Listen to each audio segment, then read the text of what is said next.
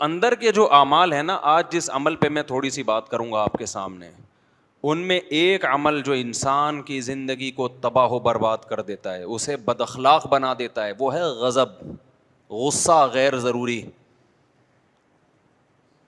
آج آپ نے بات بات پہ دیکھا ہوگا بعض لوگ ہر وقت ایسے رہتے ہیں جیسے توے پہ بیٹھے ہوئے ہوں. ہوتا ہے کہ نہیں ہوتا؟ کیا خیال ہے بھائی؟ ایسے لگتا ہے جیسے ہی کہاں بیٹھے ہوئے ہیں، اتنے گرم رہتے ہیں ہر وقت. گھر میں جب آئیں گے بچے خوش ہونے کے بجائے ٹینشن میں. ابا آ گئے گھر میں، اماں آ گئی، اب پٹیں گے ہم. لب و لہجہ ایسا ہے کہ ہر وقت ڈانٹ ڈپٹ گالم گلوچ، ذرا ذرا سی بات پہ ہائپر ہو جانا، ایک دم بھڑک جانا.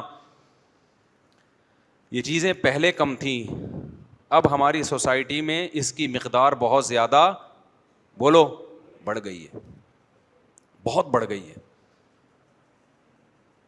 کون سی ایسی سوسائٹی میں ایسی چیز آ گئی ہے جس سے لوگ پہلے سے زیادہ بدتمیز ہو گئے ہیں بھائی؟ حالانکہ میڈیکل سائنس نے بڑی ترقی کر لی، آسائشیں پہلے سے زیادہ ہیں. ہمارے باپ دادا کے دور میں تو یہ پنکھے نہیں ہوتے تھے، اب اے سی کے بغیر نہیں رہ سکتے لوگ. تو آرائشیں بھی بڑھ رہی ہیں، آسائشیں بھی بڑھ رہی ہیں، کھانے پینے کا اسٹینڈرڈ بھی لوگوں کا، معیار زندگی بھی بڑھ رہی ہے. سواریاں اچھی، پہلے بسوں میں لٹک لٹک کے جایا کرتے تھے، کھڑکی سے چڑھنے کی بھی جگہ نہیں ہوتی تھی. اسکولوں میں ایئر کنڈیشن لگے ہوئے ہیں آج کل.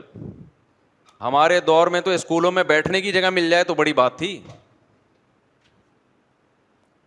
تو کیسا معیار زندگی بلند ہوتا جا رہا ہے انسان کا، مگر اس کی طبیعت میں غصہ کم ہونے کے بجائے بڑھ رہا ہے، برداشت ختم ہو رہی ہے.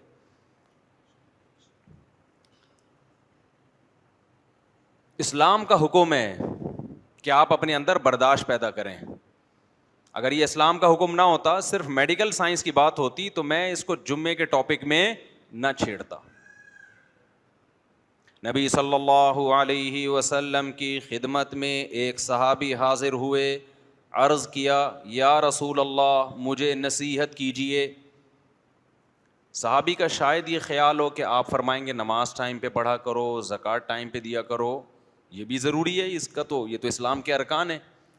لیکن نبی نے ان کو یہ نصیحت نہیں کی.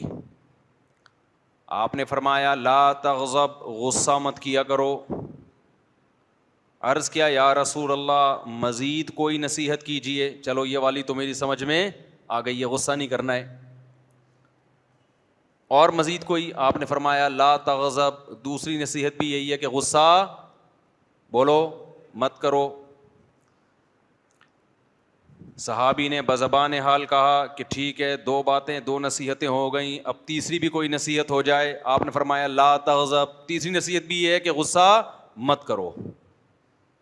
فردد مرارا، بار بار نبی صلی اللہ علیہ وسلم ان الفاظ کو ریپیٹ کرتے رہے، غصہ مت کرو، غصہ مت کرو، غصہ مت کرو.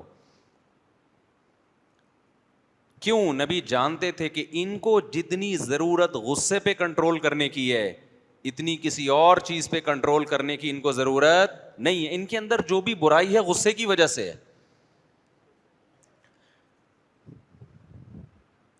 قرآن میں اللہ تعالیٰ نے جو اہل جنت کی صفات بیان کی ہیں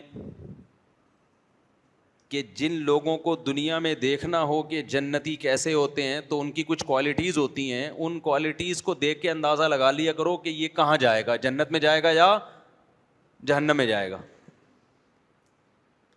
ہمیں پہلے سے کسی کا پتہ ہے کہ کون جنت میں جائے گا کون جہنم میں جائے گا؟ بتاؤ بھائی، پتہ ہے پہلے سے؟ نہیں پتہ نا. لیکن کچھ علامتیں ہوتی ہیں. آپ سعودی عرب میں جاؤ، ہمیں نہیں پتہ ہوتا اس میں ملکی کون ہے غیر ملکی کون ہے، لیکن جس نے لال یوں ڈالا ہوا ہے، بڑا سا جبہ ہے اور رسہ ایسے کر کے ڈالا ہوا ہے، تو غالب یہ ہے کہ یہ یہاں کا مقامی سعودی ہے. اور جو بیچارہ شلوار قمیض میں گھوم رہا ہے، ٹیڑھی میڑھی سی ٹوپی ہے اس کی، ایسے لگ رہا ہے کہ جیسے قرضہ مانگنے آیا ہوا ہے، تو سمجھ جاؤ کہ یہ کیا ہے، زیادہ تر 100% نہیں، یہ انڈین یا پاکستانی ہے. حالانکہ یقین نہیں ہوتا، عین ممکن ہے کہ سعودی نے شلوار قمیض شو کے لیے پہن کے دیکھا ہو کہ کیا لگ رہا ہے، لیکن علامتوں سے اندازہ ہو جاتا ہے، اندازے کے لیے علامتیں ہوتی ہیں.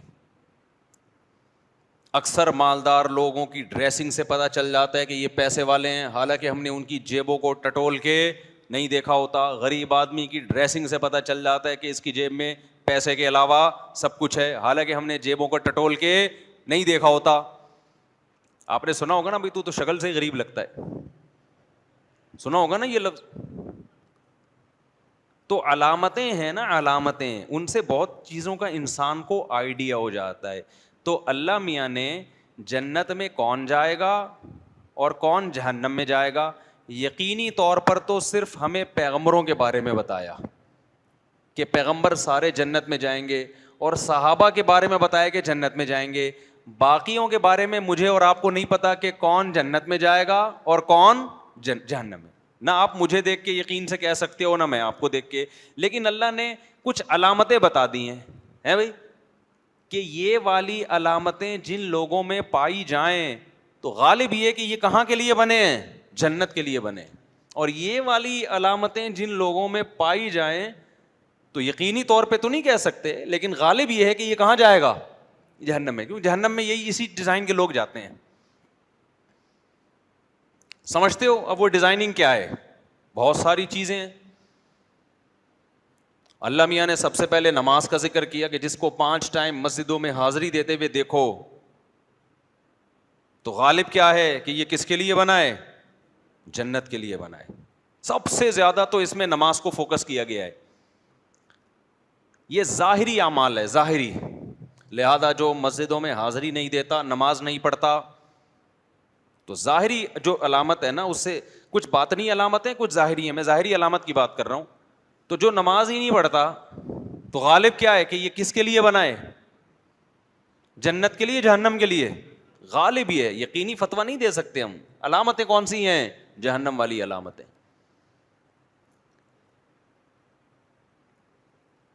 آج نماز کی تو کوئی ویلیو نہیں ہے نا. میں اکثر ایک واقعہ بتاتا ہوں. ایک خاتون نے بتایا کہ میرے بھائی کا انتقال ہو گیا، بہت ہی نیک تھا وہ، تو آپ اس کے لیے دعا کریں. میں نے دعا کر دی. تو کوئی شرعی مسئلہ پوچھنا تھا انہوں نے، وراثت وغیرہ کا. تو جب انہوں نے بار بار کہا نا بہت نیک تھا، تو میں نے کہا پتہ نہیں کیا اس میں کوئی کوالٹی ہوگی جو بہت زیادہ نیک تھا. یہ کئی سال پرانا واقعہ ہے، 10-15 سال تو ہو گئے ہوں گے اس. میں نے کہا شاید کوئی بہت زیادہ، تاکہ مجھے بھی موٹیویشن ملے، ہم بھی وہ نیکی والے کام کریں، تاکہ ہم مریں تو لوگ ہمارے بارے میں بولیں بہت نیک تھے بھائی. تو میں نے پوچھا کیا نیکی تھی؟ نماز پڑھتے تھے؟ انہوں نے کہا نماز نہیں پڑھتے تھے. میں نے کہا پھر تو واقعی بہت نیک تھا وہ. میرا خیال تھا شاید تہجد نہیں پڑھتا ہوگا، اشراق نہیں ہے نا، فرض نماز پڑھتے کہ فرض نماز نہیں پڑھتے تھے وہ زیادہ نیک نہیں ہو گیا. مجھے ایسا لگا کہ کچھ زیادہ نیک نہیں ہو گیا. تو بھائی یہ کون سا معیار ہے یار؟ جو فرض نماز نہیں پڑھ رہا وہ نیک بھی نہیں ہے، بلکہ کیا ہے؟ بہت نیک ہے. آج کل نیک اس کو سمجھتے ہیں لوگوں سے مسکرا کے بات کر لے، کسی سے اس کا جھگڑا نہ ہو، سب کی آنکھوں کا وہ تارا ہو، اور بس اس چیز کو لوگ سمجھتے ہیں بہت اچھا ہے. او بھائی پہلے اللہ میاں سے پوچھو جس نے پیدا کیا ہے. اللہ میاں اچھوں کو جب ایکسپلین کرتے ہیں، ڈیفائن کرتے ہیں، تو ایک جگہ بھی قرآن میں ایسی نہیں ہے جہاں اللہ نے نماز سے شروع نہ کیا ہو. قرآن جہاں سے شروع ہو رہا ہے الذین یقیمون الصلاۃ ومما رزقناہم ینفقون. اللہ فرماتے ہیں یہ کتاب ہدایت ہے پرہیزگاروں کے لیے. وہ کون ہے پرہیزگار؟ اچھے لوگ کون ہیں؟ جو نمازوں کو قائم کرتے ہیں. پھر اگلے درجے میں صدقات و خیرات کرتے ہیں. کنجوس آدمی اللہ کی نظر میں اچھا بولو نہیں، بے نمازی اچھا نہیں ہے، کنجوس اچھا نہیں ہے. میری اور آپ کی نظر میں اچھا ہو سکتا ہے کہ یار بہت اچھے طریقے سے ملتا ہے، جب پیسے مانگو دے دیتا ہے ہمیں. تو اللہ میاں نے سب سے پہلے کس چیز کو رکھا ہے؟ نماز کو. یہ ظاہری اعمال میں، باطنی کی میں بات کر رہا ہوں، لہذا آج میں باطنی کو زیادہ فوکس کروں گا. تو جہاں اللہ نے اچھے لوگوں کی علامتیں بیان کی، جنتی لوگوں کی علامتیں بیان کی، ان میں ایک بہت بڑی علامت والکاظمین الغیظ، یہ غصے کے گھونٹ کو پینے والے ہیں, غصے کے کڑوے گھونٹ کو بولو پی جاتے. لہذا آپ کو اگر کوئی ایسا بندہ نظر آئے جو بات بات پہ ہائپر ہو جاتا ہے, ایک دم رگیں پھول جاتی ہیں, دماغ ایسے جیسے ابھی چیر پھاڑ کے برابر کر دے گا, تو ہم یقینی طور پہ کسی پہ فتویٰ نہیں لگاتے کہ جہنم میں جائے گا. لیکن لگتا کیا ہے, کہاں کے لیے بنا ہے یہ, جو اس کے اندر آگ ہے نا اتنی بھڑکنے کی, تو یہ آگ ہی کے زیادہ مناسب. جنت میں ماحول خراب کرنے کے لیے اللہ ایسے لوگوں کو بولو نا نہیں لے کر آئیں گے. ماحول خراب کرے گا نا وہاں جا کے بھی, ایک حور بھی کم پڑ گئی فرشتوں کا بیڑا غرق کر دے گا. اس کو 70 حوروں کا وعدہ کیا تھا, 69 آ رہی ہیں گنتی میں. اب بتاؤ چیزیں توڑ پھوڑ شروع کر دے گا کہ نہیں کر دے گا, ہائپر ہو جائے گا.